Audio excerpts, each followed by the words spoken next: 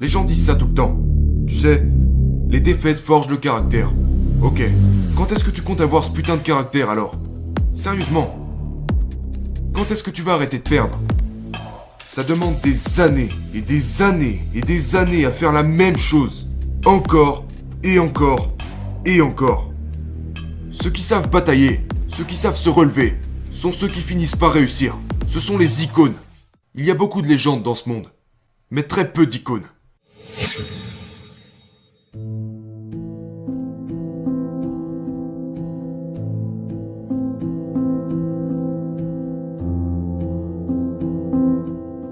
Dans votre livre, vous parlez de 3 niveaux.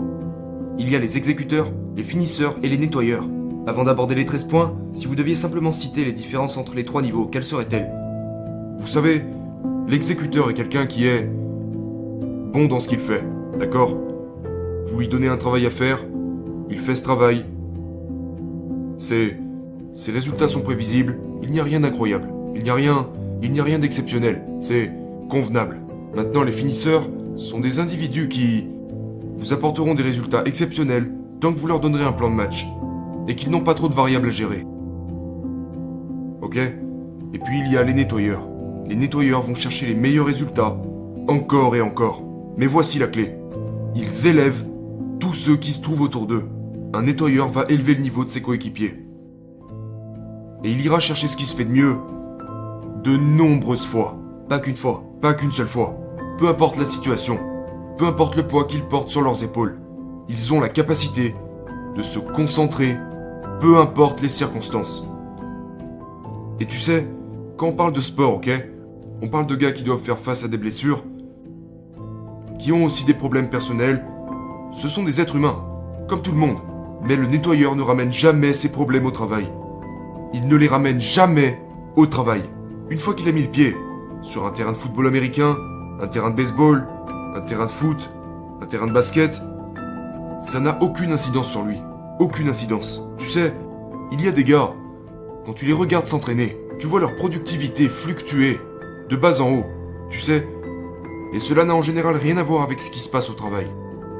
Mais la plupart du temps avec leurs problèmes personnels. Et ils ramènent ça au travail. Les nettoyeurs ne ramènent pas leurs problèmes personnels au travail. Jamais. Est-ce quelque chose qui s'apprend? Ou est-ce quelque chose qu'on a naturellement? Tous les points peuvent être appris. Ils peuvent tous être appris. Ok? Et j'en parle dans le livre. Vous n'êtes pas né avec. C'est des choses qui s'apprennent. Mais ce qui se passe, c'est que tout le monde va faire face à de l'adversité. Tout le monde aura de l'adversité. Mais c'est la façon dont tu gères cette adversité qui te caractérise. N'attendez jamais que quelqu'un vienne s'occuper de votre adversité. Vous devez lui faire face. Et c'est la manière dont tu vas la gérer, comment tu vas la combattre, ou comment tu vas la fuir et laisser ta place, qui va déterminer l'évolution de ta carrière, de ton mental et de ton caractère. Tu sais, les gens parlent de... Les gens disent ça tout le temps. Tu sais, les défaites forgent le caractère. Ok, quand est-ce que tu comptes avoir ce putain de caractère alors? Sérieusement? Quand est-ce que tu vas arrêter de perdre? Écoute, je préfère avoir quelqu'un qui gagne, avec peu de caractère, que quelqu'un qui a du caractère mais qui perd tout le temps. C'est bien d'avoir du caractère, mais au bout d'un moment, il faudrait peut-être commencer à gagner. Tu ne peux pas constamment chercher de l'aide. Les autres ont déjà leurs problèmes, ils ont déjà leurs propres problèmes à régler. Eux aussi, ils ont des buts à atteindre. Après, peut-être qu'ils sont prêts à vous aider. Mais au bout d'un certain temps, si vous cherchez constamment de l'aide, vous échouerez. Tout dépend de vous. Vos échecs et vos réussites dépendent de vous. Tout est une question de clarté. Tout est une question de clarté. La zone porte sur la clarté. Combien de fois t'as vu dans le sport des joueurs à qui on dit « Tu penses trop ». Arrête de penser. Ne pense pas. Maintenant, que se passe-t-il lorsque tu demandes à quelqu'un d'arrêter de penser? Quelle est la première chose qu'il fait? Il pense. Exactement. Il se met à penser. Sais-tu combien d'heures et d'années de préparation sont nécessaires pour être capable de ne pas penser à quoi que ce soit? Ça demande des années et des années et des années à faire la même chose. Encore et encore et encore. Pour apprendre à ne pas penser, à ne pas penser.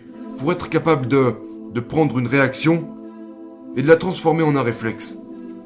C'est ce que les plus grands savent faire. La plupart des gens réagissent. Ok? Les meilleurs, c'est leur instinct. C'est impulsif, c'est inné. Ça devient des réflexes. J'ai déjà dit ça. Écoute, fais confiance à ton instinct. C'est ce que font les finisseurs. Tu sais comment ça se passe pour les nettoyeurs? C'est leur instinct qui leur fait confiance. Les engagements que vous avez envers vous-même doivent être plus grands que ceux que vous avez envers les autres. Qu'est-ce que ça veut dire? Ok, la plupart des gens sont absorbés par les engagements qu'ils ont envers les autres. Ok? Vos engagements envers vous-même doivent être immenses, dans le but d'atteindre le plus haut niveau et d'être le meilleur. La pression que vous vous imposez doit être plus grande que la pression qu'essaierait de vous mettre n'importe qui d'autre sur cette planète. Vos attentes envers vous-même doivent être bien plus élevées que celles de n'importe qui d'autre, que vous ne pourrez céder face à personne d'autre que vous-même. Donc la clé avec les nettoyeurs, et c'est le plus difficile, la chose la plus difficile à faire, est d'élever le niveau de chaque personne autour de vous. Parce qu'en général, le gars va se dire « Si moi je peux le faire, pourquoi t'y arrives pas ?» Mais tout le monde ne peut pas le faire. Ok? J'adore celle-là. Tu sais, les gens disent partout « Nous sommes tous nés avec de la grandeur. » Nous ne naissons pas avec cette putain de grandeur. Ils disent des conneries pour essayer de faire un peu plus de ventes. Oh, nous sommes tous nés avec de la grandeur. Quand tu nais, t'es rien du tout. Tu sais ce que t'as à faire pour aller au paradis? Tu dois batailler et en crever pour mériter ce putain de paradis. Les gens ne savent plus se battre aujourd'hui. Ils ne savent plus lutter. Le paradis commence en enfer. Ceux qui savent batailler, ceux qui savent se relever, sont ceux qui finissent par réussir. Ce sont les icônes. Il y a beaucoup de légendes dans ce monde, mais très peu d'icônes. Tout le monde parle de son cercle intime. Ok? Les plus grands ont un cercle intime. Si petit. Qui est si petit. Ce que les plus grands font. Sais-tu qui devient ton meilleur ami? La distance. La distance devient ta meilleure amie. La distance par rapport à la concurrence. Ok? La distance par rapport aux autres. La distance par rapport à leur famille. La distance par rapport à leurs amis. D'accord? Par rapport à toutes ces personnes qui traînent ensemble. Ok? Aujourd'hui, nous idolâtrons les individus. Tout le monde essaye d'intégrer un groupe. Quand tu grandis, tu sais, je veux faire partie de ce groupe. Je veux sortir avec ces gens. Je veux passer du temps avec ces gens. Mais qui est-ce qu'on doit vénérer le plus? Ceux qui sont seuls. Ceux qui créent de la distance entre eux, la concurrence et le reste du monde. D'accord? T'as tous tes amis, avec qui vous avez tous commencé ensemble. Mais au bout d'un certain temps, tu réalises qu'ils ne peuvent plus te suivre. Alors tu crées cette distance. Peut-être que tu voudrais continuer avec eux, mais ils n'en ont plus la capacité. Ils n'ont pas la discipline. Ils n'ont pas le sens du sacrifice. Donc la distance doit devenir votre meilleur ami, afin que vous puissiez réaliser au mieux ce que vous voulez faire. Et ce sont des conseils complètement différents de ceux que la plupart des autres vous diront. Ils vous diront de vous entourer de personnes positives. Tu sais ce que ça veut dire? Ça veut dire que tu vas me cacher la vérité, juste pour que je me sente bien. C'est ça que ça veut dire. Vous devez vous entourer de gens qui vous diront la vérité lorsque vous ferez de la merde. Là, ils vous diront, tu fais n'importe quoi, t'as pris la mauvaise décision. Et quand ils vous disent que vous avez pris la mauvaise décision, eh bien maintenant vous devez régler le problème.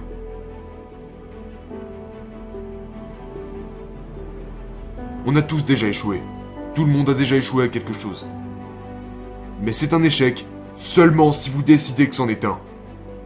Il n'y a pas qu'une seule façon de faire les choses. D'accord?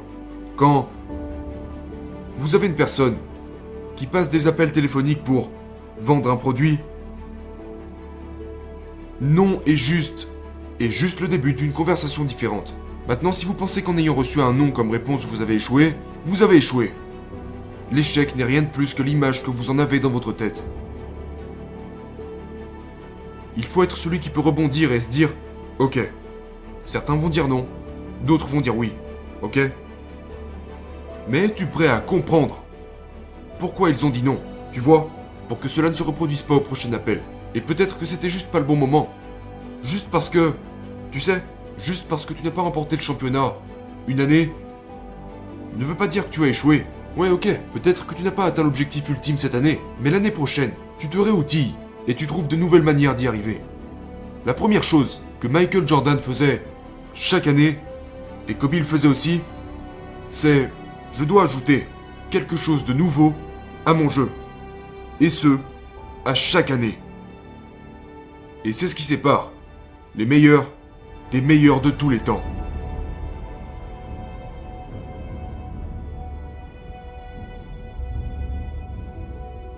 Tout à l'heure, nous parlons de l'échec.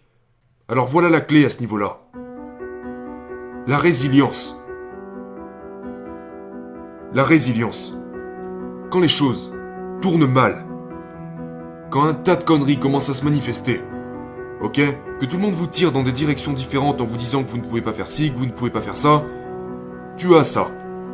Tu as la résilience pour leur prouver qu'ils ont tort. Ce n'est jamais, jamais assez, ok? Les gens disent toujours, tu sais, tu dois aimer le travail. Tu dois aimer ce que tu fais. Tu ne dois pas aimer ce que tu fais, tu dois être putain d'accro à ce que tu fais. Ok? Tu dois être accro à la victoire. Tout comme l'échec peut être une addiction, la victoire peut être une addiction. Mais tu sais quoi? Tu ne peux pas gagner. Tu dois échanger une dépendance contre une autre dépendance. Donc si tu perds constamment, tu dois échanger cette dépendance contre la victoire. Mais voici le problème. Quand tu remplaces une dépendance, devine quoi? Tu dois en remplacer une autre, puis une autre, puis une autre, encore et encore. Ok? Tu ne peux pas travailler de petites heures. Tu dois travailler de longues heures. Les gens disent, ah ouais, j'adore celui-là. Il me rend complètement fou. Tu dois travailler plus intelligemment, pas plus dur. Tu dois travailler plus intelligemment et travailler plus dur. Tu dois faire les deux, mon gars. Ok? Tu ne peux pas en faire qu'un. Ça fonctionne ensemble. Tu dois travailler plus intelligemment et travailler plus dur. Tu ne vas certainement pas me demander de travailler moins.